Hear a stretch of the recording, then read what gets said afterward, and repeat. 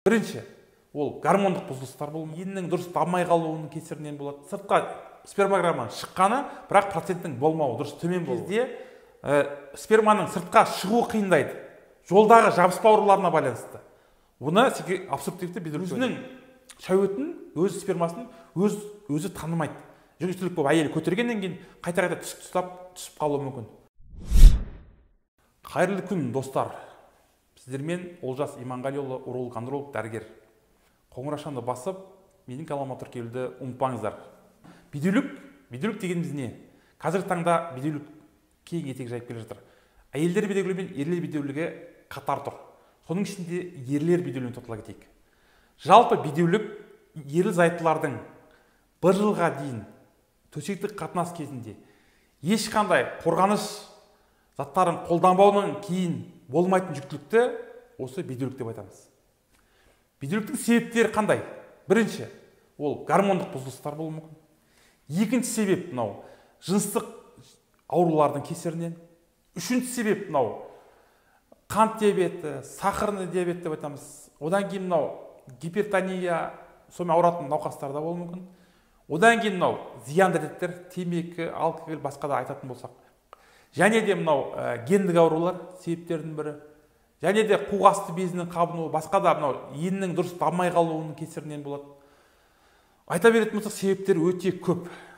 Келесі мынау тоқталатынымыз осы бедеуліктің түрлеріне тоқталайық. Қандай түрлері бар?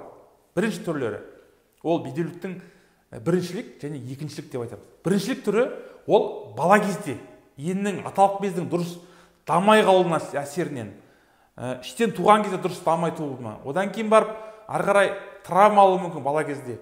Сонымен қатар және де басқа инфекциялық аурулардың кесірінен болатын болса, осы біріншілік кезең болып есептелінеді. Екіншілік бедеулік ол жүре пайда болған.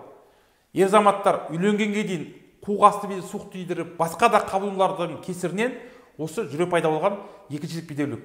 Оның және де тағы бір себебі мынау варикоцель ауруының кесірінен пайда болады. Ол да мынау екіншілік бедеулікке жатады. Және де мынау бедеуліктің тағы бір түрлерін айта кететін болсам, мынау секреторлық және де обтурациялық бедеулік бар. Секреторлық бедеулік дегеніміз қалай? Секреторлық бедеулік дегеніміз ол сыртқа спермограмманың шыққаны, бірақ проценттің болмауы, дұрыс төмен болуы. Екінші, обтурациялық бедеулік. Яғни бұл кезде сперманың сыртқа шығуы қиындайды. Жолдағы жабыспа ауруларына байланысты. Оны обструктивті бедеулік деп айтады. Аралас түрі, яғни аралас айтып тұрғанда екеуі бірге кездесуі мүмкін. Соған байланысты.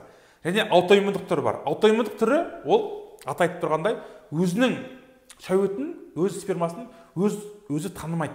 Жүктілік болып әйелі көтергеннен кейін қайта-қайта түсіп қалуы мүмкін. Оған мынау гендік аурулардың әсері бар, хромосомалық аурулардың әсері бар. Және де мынау тексеру әдістерін айта кетейін. Қалай тексереміз? Бірінші, спермограмма тапсыру керек, енді шәует тапсыру керек. Екінші, ультрадыбыстық зерттеу, қуық асты безі, сонымен қатар мынау аталық без тексеру керек. Және де мынау жыныстық жолмен берілетін инфекцияларды тексеру керек. Одан өзгеріс болатын болса, басқа да мынау хромосомалық ауруларға тапсыру мүмкін, ол енді көрсеткіш бойынша. Тағы да басқа қан дәрілерді ол дәрігерлер тексеру барысында анықтайды. Алдын алуға бола ма деп көптеген сұрақтар келіп жатыр. Соған байланысты әрине алдын алуға болады. Алдын алуды мынау құрметті ата-аналар бала кезден бастау керек. Өйткені мынау ұл баланың әсіресе туылғаннан кейін аталық безінің қалпына, орнына түскенін қадағалау керек. Өсу процесін қадағалау керек. Және де мынау тар киімдерді кидірудің қажеті жоқ. Оның әсері осы болашақтағы мынау ауруларға алып келуі мүмкін. Сол себепті тар киім дұрыс кидірмеу, артық салмағы болатын болса, эндокринолог маманға жүгініңіздер, кішкентай кезінен бастап қолға алу керек. Кейін өте кеш болады. Және де мынау жұқпалы аурулармен ауыратын болса, уақытылы ем жүргізу керек. Солардың алдын алған кезде осы процестерден сіз айыға аласыз, алдын ала аласыз. Спортпен шұғылданыңыздар, ер азаматтар, дұрыс тамақтаныңыздар. Оның көптеген пайдасы сіздерге тиеді. Бүгін қозғап кеткен қысқаша видеом сіздерге ұнаған болса, астына лайк басып, өз пікірлеріңізді қалдырыңыздар. Қазіргі таңда біз мынау алыс жақтағы бауырларымыз, ағайындарымыздың келе алмауына байланысты қазіргі таңда онлайн және офлайн түрде қабылдау жүргізіп жатырмыз.